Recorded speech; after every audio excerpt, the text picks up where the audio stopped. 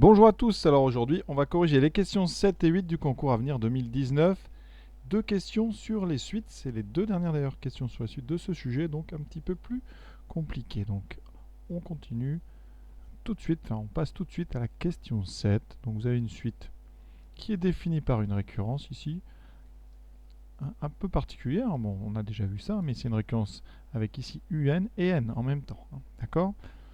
Et on définit une deuxième suite, Vn, qui est définie à partir de un et aussi, vous voyez, à partir de n. Et avec dedans un paramètre a inconnu. Et il faut trouver la valeur de a pour que la suite Vn soit géométrique. Quelle est la meilleure méthode pour aller vite dans ce concours? On calcule donc d'abord les termes de la suite U. Alors, U0, donc c'est donné, c'est moins 1. U1, ça fera donc 2 fois moins 1, donc moins 2. Plus, alors pour avoir eu 1, j'utilise la relation pour n égale 0, donc ça fait moins 2 plus 4, donc ça fait 2. U2, vous voyez, j'utilise donc la relation pour n égale 1, attention, ça fait donc 2 fois U1, donc 2 fois 2, 4, plus n qui vaut 1, plus 4, ce qui fait 4 et 4, 8 et 1, 9. U3, bon, c'est peut-être pas la peine, on va en faire 3, ça devrait suffire. Maintenant, on passe à la suite V. Donc V, ça fait V0 qui vaut donc U0, donc moins 1, plus N qui vaut 0, plus A. Donc ça fait A moins 1. V1 vaudra U1, donc 2, plus 1 plus A, donc 3 plus A. Et V2 vaudra donc U2, c'est-à-dire 9 plus 2 plus A. On a donc 11 plus A. Donc on va noter ces trois valeurs et après on va essayer de tester les valeurs qu'on vous propose pour A. Et laquelle des valeurs va nous donner une suite géométrique, on va le savoir très vite. Alors je vais prendre les valeurs dans l'ordre. Donc on va essayer d'abord A égale 2. Les valeurs que ça me donne. Donc moins 1 plus 2, ça fait 1. Ensuite 3 plus 2, 5. 11 plus 2, 13. Là, on a une multiplication par 5 ici. Et ensuite on ne l'a pas, donc ça n'est pas égal. On peut déjà évacuer la première possibilité. Maintenant on essaie A égale moins 2. Donc ça fait moins 1, moins 2, ça fait moins 3. 3 moins 2, ça fait 1. 11 moins 2, ça fait 9. Donc ici, vous voyez, ça ne va pas non plus. On a multiplié par moins 1 tiers et on n'a pas cette multiplication. Après, on peut donc se débarrasser de la deuxième hypothèse. Alors, on va essayer les calculs de nombres entiers. On prend A égale 5. Donc ça fait moins 1 plus 5, 4. 3 plus 5, 8. 11 plus 5, 16. Ah, très bien. On a de la chance, ça marche. Vous voyez qu'ici, on a x2 et x2. Donc ça peut très bien, c'est pas une preuve parce qu'on a regardé que 3 termes. On va essayer maintenant de vérifier que le 5 demi n'est pas bon. Ça peut être une ruse, il peut avoir les 3 premiers termes en géométrique et puis la suite ne marche plus. Donc on essaie pour 5 demi. Alors pour 5 demi, moins 1 plus 5 demi, ça fait donc 3 demi. 3 plus 5 demi, 3 plus 5 demi, ça fait 6 demi plus 5 demi, ça fait 11 demi. Et ensuite 11 plus 5 demi, ça va nous faire 22 plus 5. 22 plus 5, 27 demi. Vous voyez bien que ce n'est pas géométrique. D'accord? Parce qu'ici, on fait une multiplication par quoi? Par 11 tiers. Alors qu'ici, on fait une multiplication par 27 sur 11. Et 11 tiers n'est pas égal à 27 sur 11, donc ça n'est pas 5 demi. Donc la bonne réponse, c'était 5. Voilà. C'est quand même un petit peu long finalement. Donc on va essayer de faire ça en utilisant les relations et en montrant, en essayant de trouver la valeur de A vraiment pour que la relation qui définit Vn soit une relation d'une suite géométrique. Pour ça, je vais partir de Vn plus 1 et essayer de revenir à Vn. Donc Vn plus 1, c'est Un plus 1 plus N plus 1 plus A. D'accord? Et Vn plus 1, relation jaune, c'est donc 2 fois Un plus N plus... Alors 2 fois Un plus N plus 4 plus N plus 1 plus A. Voilà. J'obtiens donc 2 Un plus 2 fois N plus 5 plus A. Et maintenant, je dois revenir à Vn. Alors ici, j'ai un petit peu de chance parce que là, dans les deux premiers termes, on a une factorisation par 2 qui fait Un plus N.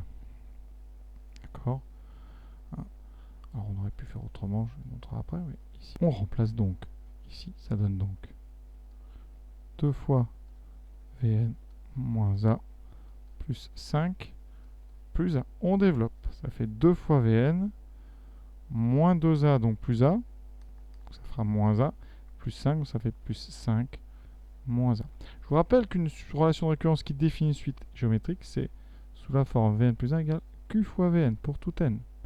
Donc ici, il faudrait que le 5 plus a disparaisse. D'accord? Et donc, ça veut dire qu'ici, il faudrait que 5 moins a vale 0. Et donc, pour ça, il suffit de prendre a égale 5. Et pour a égale 5, vous voyez, on a effectivement une relation de récurrence qui définit bien une suite géométrique. Petite variante, puisqu'on est là pour apprendre, j'aurais pu aussi remplacer ici dans les parenthèses un par, eh bien, ce qu'on trouve avec le bleu. Un, c'est donc Vn moins n moins a. Et on a le plus n qui était déjà là. Vous voyez que, eh bien, ça permet d'annuler ici les deux n. D'accord? Et en développant, j'ai donc 2 fois Vn moins 2a plus 5 plus a qui revient à ce que j'ai trouvé tout à l'heure. Donc vous voyez une deuxième méthode qui n'est pas mal, hein, un petit peu plus évidemment technique. Huitième et dernière question. Donc sur les suites, vous avez une suite définie par une relation de récurrence, un peu comme celle qu'on vient de voir dans la question 7. Vous avez n plus 1 en fonction de n et de n. Alors par contre, ici devant un, vous avez un coefficient 1 sur 2n, donc il y a du n, ça c'est pas facile. Et on vous demande quelle est l'expression de un plus 2 en fonction de un.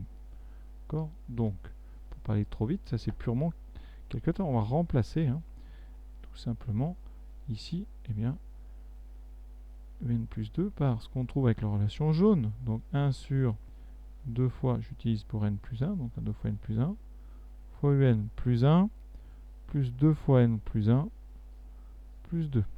Et là où c'est un petit peu compliqué, c'est que j'ai encore du n plus 1, donc je vais devoir réutiliser la relation jaune une deuxième fois. Donc 1 sur 2 fois n plus 1, et on remplace par 1 sur 2n, fois un plus 2n plus 2. Voilà. Je peux déjà développer les autres. Ça fait 2n plus 1 plus 2 plus 2. Donc ça fait 2n plus 4. On développe tout. Je développe. Alors ça me fait donc 1 sur, ici, 2 fois 2, 4. n fois n plus 1. Bon, ça c'est pas mal parce que vous voyez, ça me permet déjà d'éliminer, eh bien, déjà le c et le d. Parce que le coefficient, c'est celui du a ou du b. Ensuite, plus. Alors ici, on a 2n plus 2. Alors 2n plus 2, ça tombe bien, ça fait 2 fois n plus 1, entre parenthèses. Donc là, quand vous avez, je vais le faire doucement, mais 2n plus 2, je peux factoriser par 2, et vous voyez que ça fait la même chose qu'on a en bas. Donc ça va se simplifier. Et plus, ce qu'on a plus loin, 2n plus 4. Ça fait donc 1 sur 4n fois n plus 1 fois un, j'ai oublié le un à côté, voilà. Plus 2 divisé par 2, donc 2, tout se simplifie, il me reste 1. Donc plus 2n plus 5. Et voilà, c'est donc la réponse ici A. Alors, on va essayer aussi une autre méthode, parce que c'est bien de voir toujours les méthodes, en faisant le calcul, par exemple, d'un terme. Pour ça, il va falloir donc tester un un plus 2, donc j'ai besoin de calculer 3 termes en partant d'un premier terme. Alors, je ne peux pas prendre u0 parce qu'ici, il y a une division par n, donc je vais fixer par exemple u1, on va faire simple, on va prendre u1 égale le plus simple possible, on prend u1 égale ici 0. Qu'est-ce que ça me donne pour u2? Alors u2, j'utilise la relation ici pour n égale 1. Ça me fait donc 1 demi fois 0 plus 2, donc ça me fait 4. Et maintenant, je calcule u3. J'obtiens donc, c'est la relation pour n égale 2, 1 sur 4 fois 4 plus 2 fois 2, 4 plus 2. Donc 4 sur 4, ça fait 1, 5 et 2, 7. Voilà. Et maintenant, je vais voir. Alors, j'utilise, on va tester les 3 relations. La première, la A. Je vais remplacer n par 1. D'accord? À chaque fois, on va prendre n égale 1. J'obtiens donc à gauche u3 égale. Alors, n égale 1, ça fait 4 fois 3, 12. Fois, donc u, donc ici je prends n égale u1, donc 0. Plus 2 fois 1, 2. Plus 5. Et j'obtiens 7. Ça marche, ça donne le bon nombre. Donc la relation A, elle est possible. La relation B, j'essaye, donc U3 me donnera 1 sur... Alors j'ai pris U1 égale 0. Alors le problème de U1 égale 0, par contre, petit souci, c'est que ça ne me permettra pas de tester le coefficient qu'il y a devant UN. On va quand même vérifier. 4 sur n carré, donc 4 fois 1 au carré, donc ça fait 4. Plus 2 et 7, ça fait 9. Donc on trouve 9. Ça ne va pas. Celui-là, vous voyez, il peut être éliminé, on a de la chance. Ensuite, on essaie le C, U3, 1 sur donc 4, donc ça fait 12 fois 0. Alors, le problème, ouais, c'est ce fois 0, mais par contre, on a de la chance, ici ça fait 8. Donc à chaque fois, on a une valeur différente. Et pour le D, ça fait U3 égale donc 1 sur 4 plus 2 plus 6, ça fait 8. Ça ne marche pas non plus. Donc la seule possibilité, c'est la réponse A. Alors ça peut être parfois de la chance. Si vous n'avez pas de chance, vous aurez deux valeurs identiques. Vous avez peut-être un 7 deux fois, et donc il faudra réussir à trouver une autre façon de faire la différence avec les deux qui vous ont donné le bon résultat. En tout cas, retenez bien que dans de nombreux cas, l'étude des trois premiers termes peut permettre comme ça de répondre un petit peu plus rapidement, en tout cas sans rentrer dans des détails techniques, juste avec des détails uniquement, on va dire, calculatoires. Donc à vous de voir. Alors quand vous avez trouvé une bonne réponse, si vous prenez des exemples, ça ne suffit pas pour montrer que c'est la bonne réponse. Il faut quand même vérifier que les autres propositions sont fausses. C'est pour ça qu'ici, normalement, je suis obligé de faire les 4, parce que j'aurais très bien pu retomber sur une proposition qui me donne, par exemple, 7. Encore ici un exemple. J'aurais pu très bien, dans la réponse D, ils auraient pu piéger un petit peu tout ça. Au lieu de mettre un 6 ici, ils auraient pu mettre un 5. Et dans ce cas-là, votre technique, cette technique, enfin ma technique ici du 1 égale 0, posait un petit problème parce que je ne pouvais pas faire la différence entre le A et le D. Vous voyez, donc j'aurais peut-être dû pas prendre de risque et prendre U1 égale 1. Et dans ce cas-là, j'aurais quand même pu avoir un coefficient ici qui est on aurait fait la différence entre le A et le D. Voilà. Donc c'est à vous de voir en fonction bien sûr des situations, il n'y a pas de règle miracle. Mais vraiment, les exemples, les contre-exemples surtout d'ailleurs, ça marche quand même assez bien généralement. Pour ceux qui préparent donc ce concours à venir, eh bien, je vous propose de le poursuivre avec les questions 9, 10 et 11, dans lesquelles on va parler d'algorithmique. Encore l'algorithmique avec une base ici, un fond géométrique. Voilà, donc c'est un algorithme ici qui va nous parler, vous voyez, du théorème de Pythagore. Donc, je vous souhaite bon courage, bonne continuation dans votre travail, à très bientôt.